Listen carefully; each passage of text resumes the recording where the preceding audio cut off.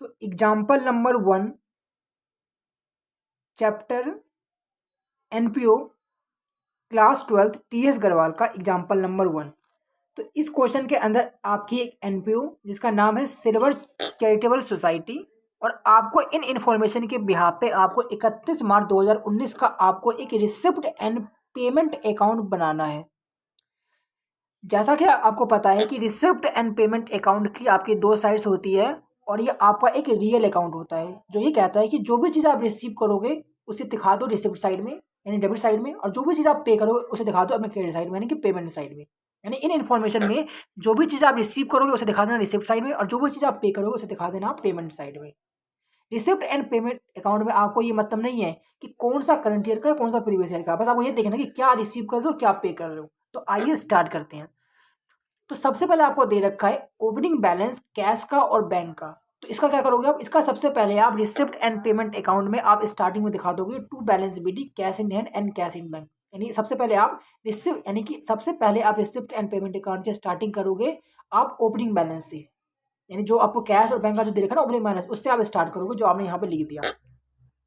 उसके बाद आपको दे रखा है सब्सक्रिप्शन रिसीव, यानी कि पूरे साल में आपने 3,05,000 रुपये का सब्सक्रिप्शन रिसीव करा है, और उस 3,05,000 का जो सब्सक्रिप्शन है ना, तो उसमें आपको 15,000 रुपये प्रीवियस ईयर का है।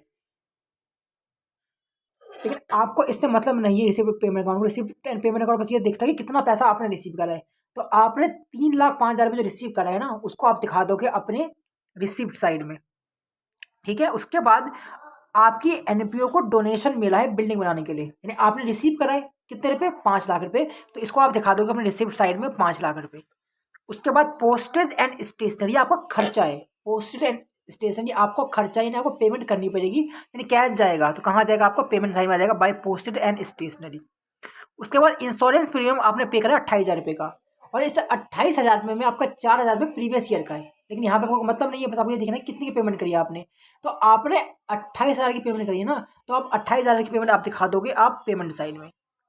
उसके बाद आपने एक इन्वेस्टमेंट परचेज करी है। देखो जब आप परचेज करते हो यानी जब आप एक एसेट जब परचेज करते हो तो आपकी बिजनेस में से यानी आपके एनपीओ के जेब में से कैश जाएगा, तो इसको आपको दिखाना है पेमेंट साइड में। कोई यहाँ पे आप कैश को रिकॉर्ड कर दो, यानी कैश कितने से जा रहा है आपको 31,000 से आपको कैश जा रहा है, तो इसे दिखा दोगे आप पेमेंट साइड में। उसके बाद आपको दे रखा है लाइव मेंबरशिप फी। तो लाइव मेंबरशिप फी इंटरेस्ट फी ये आपकी एनपीओ रिसीव करती है, जिसे आप दिखा दोगे अपने रिसीव्ड साइड में 30,000 रुपये। उसके बाद सैलरी पेड आपने कि आपकी एनपीओ ने सैलरी पेड कराया अपने स्टाफ को 35,000 रुपये का। इस 35,000 रुपये में आपका 5,000 रुपये प्रीवियस ईयर का है, लेकिन इसको फिर भी आप रिकॉर्ड करोगे क्योंकि आपको पहले देखना कितने की पेमेंट करी है आपने। तो 35,000 की पेमेंट करी है तो रिसिप्ट एंड पेमेंट अकाउंट में आपका आ जाएगा पेमेंट साइड में 35,000 रुपये। उसके बाद आपको दे रखा टूर्नामेंट एक्सपेंस, तो ये आपका खर्चा है पेमेंट करोगे तो इसे दिखा दोगे अपनी पेमेंट साइड में टूर्नामेंट एक्सपेंस 35,000 रुपये। उसके बाद जब एंड में जब आप कैलकुलेशन उसके बाद आपको देखो एंड में यहाँ पे दे रखा है कैश इन हैंड का क्लोजिंग बैलेंस, तो उसको आप यहाँ पे लास्ट में लिख दोगे पेमेंट साइड में by balance CD cash in hand का बैलेंस। ठीक है, 8,000 रुपये जो दे रखा है। और इस क्वेश्चन के अंदर स्टार्टिंग में आपको बैंक का आपको ओपनिंग बैलेंस भी दे रखा है, लेकिन आपको बैंक का क्लोजिंग बैलेंस नहीं दे रखा। तो यहाँ पे जब आप कैलकुलेशन जब करोगे ना तो जो मिसिंग वैल्यू जो आएगी ना उसी को आपको लिखना है बैंक के सामने। उसी को जो आपकी जो कैलकुलेशन करने के बाद जो आपकी मिसिंग वैल्यू जो आएगी उस अमाउंट को आपको लिखना है कैश एट बैंक के सामने। तो ये आपका एग्जाम्पल नंबर 1 था। तो example number 2 chapter NPO TS Grewal class 12। तो इस क्वेश्चन में ये कह रहा है कि आपकी एक एनपीओ है और आपको इन इंफॉर्मेशन के बेस पे आपको एक रिसिप्ट एंड पेमेंट अकाउंट बनाना है। तो आइए स्टार्ट करते हैं। तो सबसे पहले यहाँ पे आपको दे रखा है ओपनिंग बैलेंस।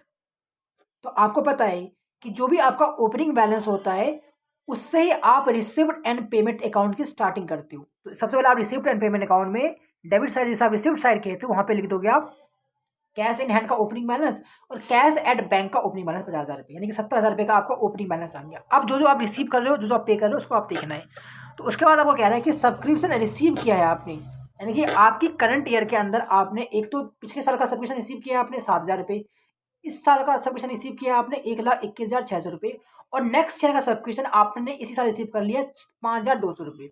तो आप क्या करोगे, तीनों को आप ऐड कर दोगे तो आपका यहाँ पे आ जाएगा सब्सक्रिप्शन 1,33,800 रुपये। यानी कि करंट ईयर के अंदर आपकी एनपीओ के पास 1,33,800 रुपये का कैश आया है। तो इसको आप अपने रिसिप्ट साइड में रिकॉर्ड कर दोगे।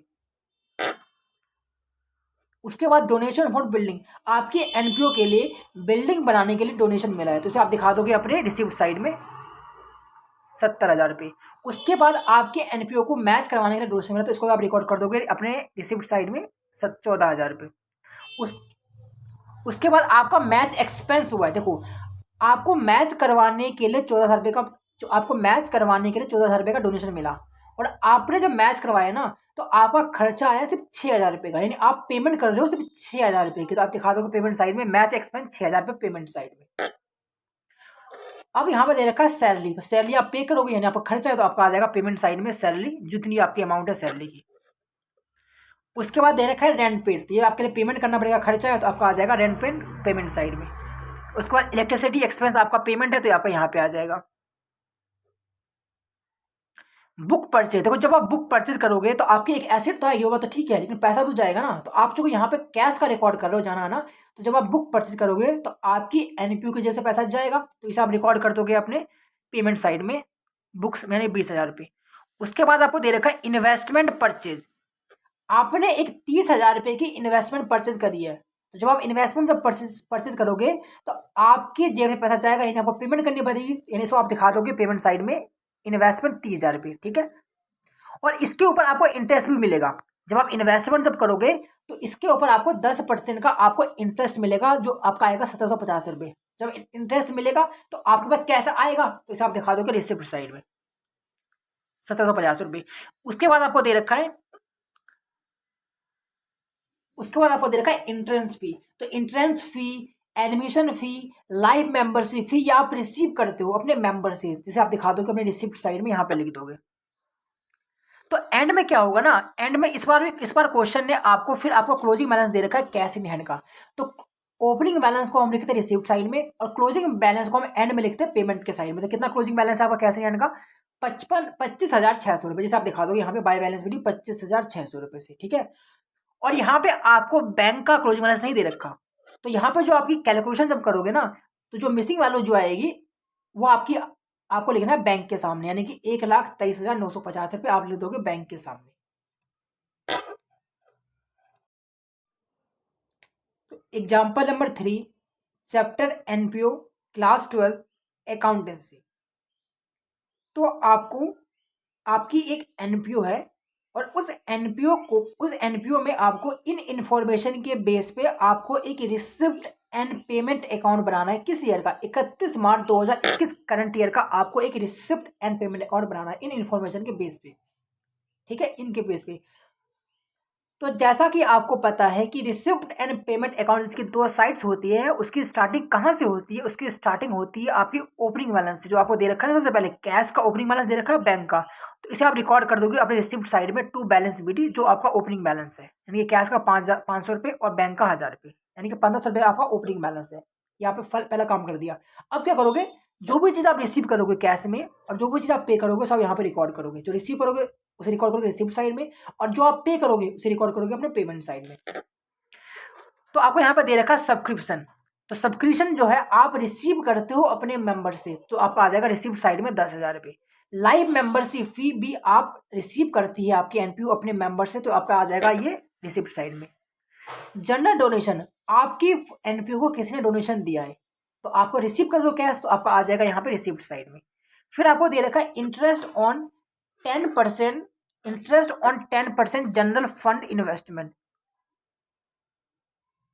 यानी कि आपने कहीं पे आपकी एनपीओ ने एक जनरल फंड में इन्वेस्टमेंट कर रखी थी, उसके ऊपर आपके एनपीओ को 10% का इंटरेस्ट मिल रहा है, जिसका अमाउंट दे रखा है 10,000 रुपये, आपको ऑलरेडी कैलकुलेट करके दे रखा है, जिसको आप यहाँ पे दिखा दोगे भाई इंटरेस्ट ऑन 10% जनरल इन्वेस्टमेंट 10,000 रुपये, ठीक है। उसके बाद आपको दे रखा है सेल ऑफ ओल्ड न्यूज़पेपर, यानी आपके एनपीओ पर बहुत सारे न्यूज़पेपर थे, उसको एनपीओ ने बेच दिया, तो वहाँ से 100 रुपये रिसीव करा है, जिसको आप दिखा दोगे अपने रिसिप्ट साइड में।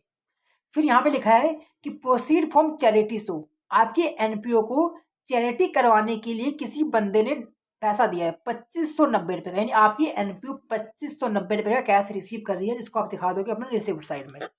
हो गया।